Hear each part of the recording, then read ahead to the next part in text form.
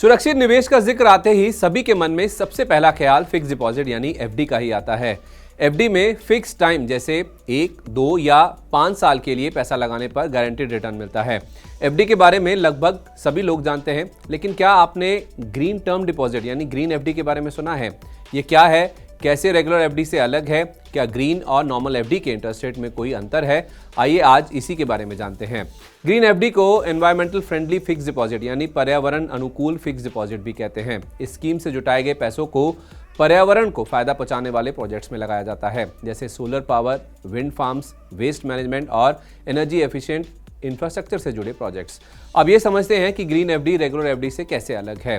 Green fix deposit में normal bank FD की तरह ही ग्राहकों को तय समय के लिए गारंटीड रिटर्न मिलता है।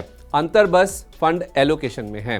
ग्रीन एफडी स्कीम से बैंक जो पैसे जुटाते हैं उसका इस्तेमाल इको फ्रेंडली प्रोजेक्ट्स की फंडिंग में किया जाता है, जबकि नॉर्मल डिपॉजिट से आए पैसों को किसी खास प्रोजेक्ट्स के लिए आवंटित नहीं किया जाता है। ये पैसा कॉमन पूल में जाता है, जिसका इस्तेमाल business, home, auto, personal loan देने जैसे कई कामों में होता है। बाकी चीजों में दोनों एफडी करीब करीब एक जैसी ही हैं। मैच्योरिटी पर पैसे निकालने या रिन्यूअल जैसे ऑप्शंस दोनों में हैं। ग्रीन एफडी में भी ओवरड्राफ्ट की सुविधा है। ब्याज का भुगतान मासिक, तिमाही, सालाना या मैच्योरिटी किसी भी तरह से लिया जा सकता है। ग्रीन फिक्स डिपॉजिट को general public, resident Indian, senior citizens, non individual, non resident Indian यानी एनआरआई और हाई नेटवर्थ इंडिविजुअल्स यानी एचएनआई खुलवा सकते हैं।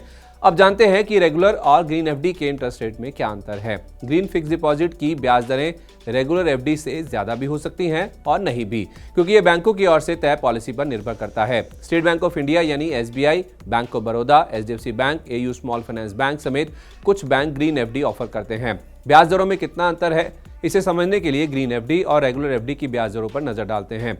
एसबीआई जनरल पब्लिक को 7 दिन से लेकर 10 साल तक की रेगुलर एफडी पर 3 से 7% तक का ब्याज दे रहा है। वहीं 400 दिन की स्पेशल डिपॉजिट पर 7.1% की ब्याज दर है। अगर ग्रीन डिपॉजिट की बात करें तो इसमें 1111 और 1777 दिनों की एफडी पर 6.65%, जबकि 2222 दिनों की ग्रीन एफडी पर 6.4% का ब्याज है। ब्याज दरों को थोड़ा और गहराई से परखते हैं। 1111 दिन की ग्रीन एफडी, इसे साल में कन्वर्ट करें तो 3 साल से ऊपर की ग्रीन एफडी पर 6.6% का ब्याज है, जबकि 3 साल से लेकर 5 साल से कम की नॉर्मल एफडी पर 6.5% का ब्याज है। यहाँ ग्रीन एफडी पर ब्याज ज्यादा है। वहीं 2222 दिनों यानी 6 साल से ऊपर की ग्रीन एफडी पर 6.4%, जबकि नॉर्मल एफडी की बात करें तो 5 साल से 10 साल तक की एफडी में 6.5% की ब्याज दर है। इसमें नॉर्मल एफडी बाजी मार रही है।